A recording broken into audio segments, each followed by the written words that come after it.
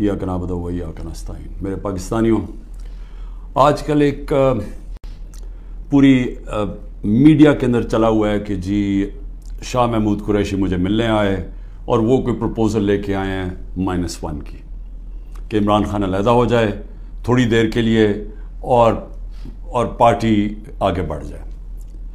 तो मैं आप सब के लिए, पहले तो शाह महमूद कोई इस तरह की प्रपोज़ल नहीं लेके आए, और बातचीत हुई कि उनके जेल में टाइम गुजरा, किससे से मिले, हमारे कई लोग थे जो उनसे मिलने आए, तो वो सब की बातचीत हुई और फिर आगे अपने करना क्या। लेकिन मैं आप सबको ज़रा समझाना चाहता हूँ कि दो तरह की पॉलिटिक्स है, ये आपने बड़ा ज़रूरी समझना है, क्योंकि एक पॉलिटिक्स में ये -1 चलता है। वो कौन सी पॉलिटिक्स है? उसको पावर पॉलिटिक्स कहते हैं। वो पॉलिटिक्स होती है इक़्तिदार की पॉलिटिक्स। वो पॉलिटिक्स है कि अगर इमरान खान प्राइम मिनिस्टर बनना चाहे, अच्छा जी अभी इस्टेब्लिशमेंट मेरे से नाराज़ है, चलो मैं थोड़ा पीछे हो जाता हूँ, पार्टी को आगे कर देता हूँ, कोई डील कर लेता हूँ, कुछ समझौता कर लेता हूँ, और उसके बाद फिर आगे जाके देखेंगे कि अभी किसी और के हवाले कर दूँ तो वो उसके बाद फिर मेरी बारी आ जाएगी। इसको पावर पॉलिटिक्स कहते हैं। दूसरी पॉलिटिक्स है जो मैं पॉलिटिक्स कर रहा हूँ 27 साल से। वो पॉलिटिक्स है जो कायदे आज़म की पॉलिटिक्स थी। वो पॉलिटिक्स वो है जो कि मिशन की पॉलिटिक्स है, कोई वो ज़ात की पॉलिटिक्स नहीं है। वो पॉलिटिक्स वो है जो हम सारे मुसलमान इंस्पायर होते हैं हमारी नबी सल्लल्लाहु अलैहि वसल्लम से, कि उन्होंने भी एक मदीना की रियासत संभाली थी, उन्होंने भी मुश्किल वक्त गुजारा था, और उसके बाद उन्होंने दुनिया की तारीख का सबसे बड़ा इनकलाब लेके आए थे। और हम तो कभी उनके अपना कार्य सोच ही नहीं सकते कि उनके जूतों की मिट्टी के करीब भी हों, लेकिन कुरान में हमें हुक्म है कि उनकी ज़िंदगी से सीखो, उनकी सुन्नत से सीखो। वो पॉलिटिक्स बड़े मकसद की है, वो अपनी ज़ात से हट के है, कि मेरे नबी सल्लल्लाहु अलैहि वसल्लम जब सारा अरब उनके नीचे आ गया था तो उन्होंने अपना रहन सहन नहीं बदला, वो जिधर थे उधर ही रहे, मकसद बड़ा था। तो हम तो उनसे इंस्पायर हुए हैं। मैं तो ना पॉलिटिक्स में आता ही ना कभी। तो मैंने जो इंसाफ की तहरीक शुरू की थी, ये मदीना, और कहा था कि इस्लामी फलाही रियासत हमारा मकसद है, हम मदीना की रियासत से इंस्पायर हुए थे, हम उनकी सुन्नत से इंस्पायर हुए थे कि जो वो इनकलाब लेके आए थे।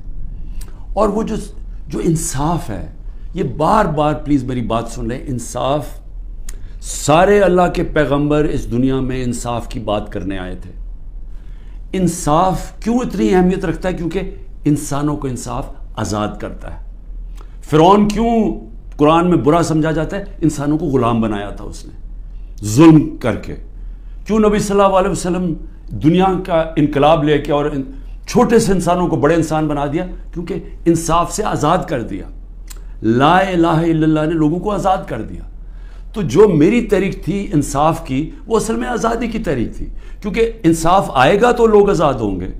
और जो मेरा सारा तजर्बा था दुनिया का, जो मगरब को मैंने देखा, तो वहाँ क्यों लोग जाते हैं नौकरियों के लिए, क्यों वहाँ खुशहाली है? क्योंकि लोग आज़ाद हैं। लोग आज़ाद क्यों हैं? क्योंकि वहाँ इंसाफ है, रूल ऑफ लॉ है, हकूक़ की उनका इंसाफ का निज़ाम मेरे हकूक़ की हिफाजत करता है। वहाँ ये हरकतें नहीं हो सकती जो पाकिस्तान में होती रही हैं।